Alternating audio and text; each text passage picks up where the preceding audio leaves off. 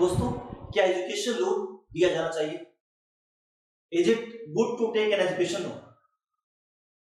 मित्रों, एक समय था जब टैलेंटेड स्टूडेंट्स, प्रतिभावान छात्र जो विदेश जाकर हायर एजुकेशन लेने की इच्छा रखते थे, नहीं जा पाते थे, अपनी उन इच्छाओं का गला घोंट दिया करते थे। और उसका कारण था उनके परिवार की माली हालात खस्ता होना, पैसे का अभाव होना। उनके लिए विदेश जाना आकाश से तारे तोड़ने से कम नहीं था। यहां तक कि बड़े सारे ऐसे मेधावी छात्र थे जो देश में रहकर भी अच्छे कॉलेज में, अच्छे यूनिवर्सिटी में पढ़ना चाहते थे, लेकिन उनकी माली हालत इतनी खराब होती थी कि उनके माँ बाप अपनी जमीन जायदाद बेच दिया करते थे, गिरवी रख दिया करते थे। उनकी माताएं अपने आभूषण को गिरवी रखती थी। लेकिन आज अच्छी बात है कि ऐसा हालात नहीं है। अगर आप मेधावी छात्र हैं, अगर आप में टैलेंट है, तो कई सारे स्कॉलरशिप भी आपके लिए खड़े हैं।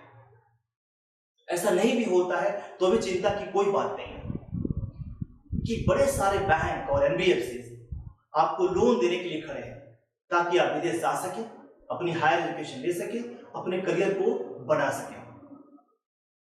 लेकिन कई बार ऐसी बातें चलती है, कई सारे लोग कहते हैं कि एजुकेशन लोन लेने का मतलब कहीं फंस तो नहीं गया, पता नहीं फ्यूचर में क्या होगा, कितना कमा पाऊंगा। तो सवाल उनके सामने आता है कि क्या सच में हमें एजुकेशन लोन लेना चाहिए या फिर जितने पैसे हैं, जहां गुंजाइश होता है वहीं पे हमें स्टडी कर लेनी चाहिए।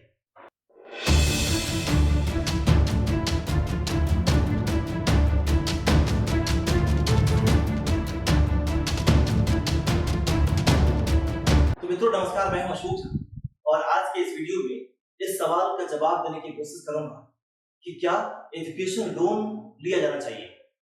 क्या एजुकेशन लोन लेना आपके लिए अच्छा रहेगा? दोस्तों, मैं अक्सर कहता हूं कि लोन मतलब कर्ज।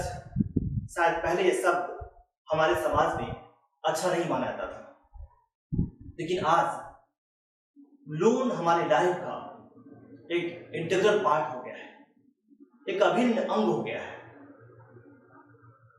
लोन की बदौलत एक बिजनेसमैन अपनी बिजनेस की एक नई ऊंचाइयों को छू सकता है, छू रहा है। लोन की बदौलत एक इंडिविजुअल भी अगर लोन का सदुपयोग करता है लेकर, तो जो वो 10 साल पहले बाद करना चाहता था वो आज कर लेता है। कारण क्या है कि लोन जो बैंक और एनबीएफसी आपको देते हैं, एक मुश्त देते हैं, मतलब एक ही टाइम में पूरी पैसे को आपको डिलीवर कर देते हैं और आप उन पैसे की बदौलत प्रिंसिपल और इंटरेस्ट को मिलाकर एक इंस्टॉलमेंट देते हैं, ईएमआई देते हैं। जो छोटी छोटी ईएमआई से आप उस लोन को कब खत्म कर देते हैं आपको पता नहीं चलता है। हाँ, ये अलग बात है कि लोन जब आप ले रहे हैं तो आपको जानना चाहिए कि लोन का सदुपयोग हो रहा है कि नहीं हो रहा है। ये बहुत ही इंपॉर्टेंट है। अब रही बात कि एजुकेशन लोन लिया जाए या ना लिया जाए, तो अगर मेरी राय पूछेंगे तो मैं तो कहूंगा, सीधा साधा मेरा जवाब होगा कि हाँ, एजुकेशन लोन लेना आपके लिए ठीक रहेगा। लेकिन इसके पीछे मैं आपको तर्क भी दूंगा, क्योंकि ऐसे तो आप मानेंगे। अब मैं इस बात को आगे बढ़ाऊं उसके पहले मैं थोड़ा सा एजुकेशन लोन के बारे में बात कर लेता हूं। दोस्तों, एजुकेशन लोन जैसा कि नाम है, शिक्षा के लिए आपको लोन दिया जाता है, क्योंकि आजकल एजुकेशन इतना सस्ता नहीं रहा। कॉलेज और यूनिवर्सिटी के फीस बहुत बढ़ गए हैं। 25 लाख, 30 लाख, 50 लाख, इस तरह के लोन जो फीस आम हो गया है। इस कंडीशन में लोन लेना, एजुकेशन लोन लेना, ये हमारी एक आवश्यकता हो जाती है। कुछ लोग कहते हैं कि छोड़ो ना, मैं पर्सनल लोन लेता हूं, क्यों एजुकेशन लोन के झमेले में पड़ूं। सच्चाई ये है, मैं कहीं बात करूंगा personal loan against business education loan, लेकिन मैं यहां कहना चाहूंगा कि पर्सनल लोन से लाख गुना अच्छा है आपका एजुकेशन लोन, क्योंकि एजुकेशन लोन में आपकी ईएमआई आपकी रीपेमेंट शुरू होता है तब जब आप पढ़ के बाहर निकलते हैं। उसके बाद भी 6 महीना या साल भर का आपको ग्रेस पीरियड मिलता है, जिसको मोरेटोरियम पीरियड कहते हैं। जबकि पर्सनल लोन में आपकी इंस्टॉलमेंट अभी शुरू हो जाती है। पर्सनल होता भी शॉर्ट पीरियड के लिए, महंगा भी होता है। एजुकेशन लोन जो बैंक और एनबीएफसी देते हैं आपके पढ़ाई के लिए, जो आपका फीस है, आपके हॉस्टल की फी है, आपके और भी एक्सपेंसेस है, उसको मीट करने के लिए। तो जब आप अंडर ग्रेजुएट या ग्रेजुएट या अदर प्रोफेशनल्स जो आपके कोर्सेज है उससे करने के लिए जा रहे होते हैं, तो आपको एजुकेशन लोन की जरूरत पड़ती है और बैंक और एनबीएफसी आपके लिए खड़े होते हैं वहां पे। तो ये रहा एजुकेशन लोन का इंपॉर्टेंस आपके लिए। अब सवाल फिर वही है कि क्या इसको लें या ना लें। तो मैंने कहा कि लें। अब इसके लिए आपको मैं 3 ऐसे परिस्थितियों से अवगत करना चाहता हूं जो साफ कर देगा कि आपको लोन लेना चाहिए। पहली परिस्थिति है, जो पहला जो कंडीशन है वह है मिस्टर रमेश का। रमेश जी के पास जॉब नहीं है, रमेश जी के पास पैसे भी नहीं है और रमेश जी चाहते हैं कि हायर एजुकेशन लेने के लिए विदेश जाए। क्या उन्हें जाना चाहिए? तो रमेश जी के पास एक सवाल अपने आप खड़ा होना चाहिए कि क्या इस एजुकेशन लोन लेकर के अगर मैं पढ़ने जाता हूं तो पढ़ने के बाद जब पास आउट होता हूं तो क्या मैं इतना पैसा कमा लूंगा कि आराम से इसके इंस्टॉलमेंट को भर पाऊंगा? क्योंकि बुकिस पढ़ाई तो हर जगह मिल जाती है। आप बड़े कॉलेजेस, बड़े यूनिवर्सिटी में जाते हैं कि वहाँ का एनवायरनमेंट होता है, वहाँ एक अलग तरीके से आपको ग्रूम किया जाता है ताकि आपकी डिमांड मार्केट में ज़्यादा से ज़्यादा हो सके, अधिक पैसे पे आपको लोग ले सके, आपको ऑफर कर सके। जैसे एक समान ढंग से आप MBA करते हैं और आप IIM से करते हैं, जमीन आसमान का फर्क होता है। तो रमेश जी के पास अगर जवाब आता है यस ऐसा हो सकता है, और ये भी जवाब आता है कि हाँ अगर मेरी इंस्टॉलमेंट 35,000 की होगी और मेरी सैलरी की स्टार्ट अगर 61,000 की होगी कम से कम, तो हमें जरूर एजुकेशन लोन के लिए उनको सजेस्ट करना चाहिए कि आप जाइए एजुकेशन लोन लीजिए और पढ़ के आइए। अब दूसरे कंडीशन की बात करते हैं, दूसरे परिस्थिति की बात करते हैं, वो है सुरेश जी की। सुरेश जी जॉब में है, नौकरी तो है उनके पास में, पैसे नहीं है उनके पास। अब वो चाहते हैं कि मैं भी जाऊं विदेश में एजुकेशन लेके आऊं, हायर एजुकेशन। तो उनके सामने एक पहला प्रश्न ये होना चाहिए कि क्या जिस आप जॉब में हैं, क्या इस जॉब की जरूरत है कि आप हायर एजुकेशन लेके आए?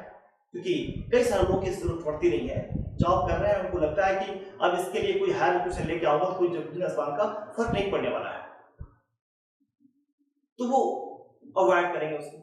लेकिन अगर उनकी जरूरत है कि हाँ हायर एजुकेशन लाने से उनकी जॉब में फर्क पड़ने वाला है, उनकी सैलरी में, उनके ओहदे में, उनके करियर में एक ऊंचाई मिलने वाली है, और अगेन वही सवाल कि क्या पास होने के बाद, आने के बाद जो इंस्टॉलमेंट उन्हें पे करना है उससे बेहतर उनको उसके रेशियो में एक अच्छा खासा क्या उनको सैलरी ऑफर मिल सकती है?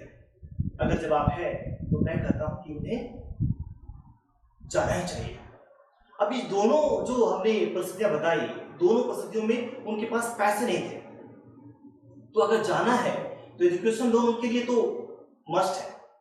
अब बात कर लेता हूं मैं तीसरी परिस्थिति की, वो गणेश जी की परिस्थिति है। गणेश जी के पास जॉब भी है और गणेश जी के पास पैसे भी ठीक ठाक है, मतलब ये बड़े ही सौभाग्यशाली है कि जॉब भी उनके पास है, कमा भी रहे हैं और पैसे भी उनके पास बहुत पड़ा हुआ उनके फैमिली में। लेकिन वो जाना चाहते हैं। अब जाना चाहते हैं तो सवाल आता है पहला अगेन कि क्या उस जॉब को, जो मैंने दूसरे सुरेश से पूछा था कि क्या उस जॉब की जरूरत है, क्या उस जॉब को छोड़ के अगर एजुकेशन लोन लेके पढ़ के या ना लेकर के भी जाके पढ़ के आते हैं तो क्या उनके करियर में उसका एक नई ऊंचाई मिलती है? सवाल होता है हाँ तो ठीक है, जाना तो चाहिए, ये तो क्लियर हो गया। लेकिन क्या लोन लेना चाहिए उनको? क्योंकि उनके पास तो पैसे हैं, लोन नहीं भी लेंगे तो भी चले जाएंगे। लेकिन मैं उनको कहूँगा कि हाँ, उन्हें पैसे लेना चाहिए। कारण क्या है? एक तो एजुकेशन लोन जो आपको मिलता है अभी आपको रिपे नहीं करना है। दूसरा, आपके पास जो फंड पड़ा हुआ है वो फंड आप उसको अलग अलग तरह से इन्वेस्ट कर सकते हैं, चाहे वो म्यूचुअल फंड में करें, चाहे वो बॉन्ड में करें, गोल्ड में करें, प्रॉपर्टी में करें। उस पैसे को वहां इन्वेस्ट करके आप अच्छे पैसा भी कमा सकते हैं वहां से। एजुकेशन लोन आपको सस्ता मिल रहा है, साथ ही साथ आपको पास होने के बाद भरना है आपको। और मैं ये भी कहूंगा कि इसमें टैक्स बेनिफिट भी है जो बहुत इंपॉर्टेंट है आपके लिए, अगर आपके पास पैसा है तो। क्योंकि जो एजुकेशन लोन आप लेते हैं उसके ईएमआई जो पे करते हैं उसके इंटरेस्ट पे आपको टैक्स का बेनिफिट है, एटीए का बेनिफिट है। यानी आपका जो इंटरेस्ट पड़ा, जो आपने इन्वेस्टमेंट करके पैसा कमाए, उससे कम पड़ा, तो आपके लिए विन विन सिचुएशन है। तो इस कंडीशन में भी आपको लोन लेना चाहिए, एजुकेशन लोन। तो इन तीनों ही परिस्थितियों में जो मैंने उनको समझ आया, जो मेरा विचार है वो यही है कि आपको लोन लेना चाहिए। अगर आपको लगता है कोई और परिस्थिति है जहां पे लोन लें या न लें, आपको दुविधा है, तो आप कमेंट कर सकते हैं, वैसे पूछ सकते हैं, मैं आपको जवाब दे सकता हूं कि क्या करना चाहिए आपको। मेरा मानना है कि जब भी एजुकेशन लोन लें तो आप ये मान के चलें कि पेमेंट आपको करना है, मतलब रीपेमेंट आपको करना है। आप अपने पेरेंट्स पर उसका बोझ ना डालें कि आप पास होकर के भी आ जाएं, एलबीआर कॉलेज में जाएं, वहां पे पास होकर के आ जाएं, उतनी नौकरी आपको नहीं मिल रही है, उतनी सैलरी नहीं मिल रही है आपको, और आपके पेरेंट्स उस ईएमआई को पे कर रहे हैं। या फिर आप ही बड़ी परेशान हैं, पेरेंट्स नहीं पे कर पा रहे हैं और आप भी नहीं पे कर पा रहे हैं, आप डिफॉल्ट कर रहे हैं, आपका सिविल खराब हो रहा है, आने वाले समय के लिए भी आपका लोन लेने की जो क्षमता या जो क्राइटेरिया होता है उसको आप खत्म कर रहे हैं। तो ये आपके लिए मानना बहुत जरूरी है कि जहां आप जा रहे हैं पढ़ने के लिए वो जगह क्या है, क्या एजुकेशन लोन लेके वहां जाया जाए तो क्या आपके लाइफ में, आप करियर में उसका फर्क पड़ने वाला है, अच्छा होने वाला है। और दूसरा कि आपको ये मान के चलना है कि वो रिपेमेंट आपको करना है। अगर आप ऐसा कर सकते हैं तो आपको एजुकेशन लोन जरूर लेना चाहिए, अदरवाइज आपको एजुकेशन लोन के बारे में नहीं सोचना चाहिए। दोस्तों, कैसा लगा वीडियो आपको जरूर कमेंट करिएगा, और आप अपना सवाल भी रखिए जो हमसे पूछना चाहते हैं। मेरा मानना है कि हम और आप जब मिलेंगे, ये अवेयरनेस की कड़ी एक दूसरे से मिलेगी तो हम सबका फायदा होगा। अगर अच्छा है, फायदा आपको हो रहा है, तो औरों को फायदा कराइए, शेयर करिए ताकि उन तक ही पहुंचे और मुझे भी लगे कि अधिक से अधिक लोगों तक पहुंच पाए। तो आज के लिए इतना ही, नमस्कार, फिर मिलता हूं आपसे।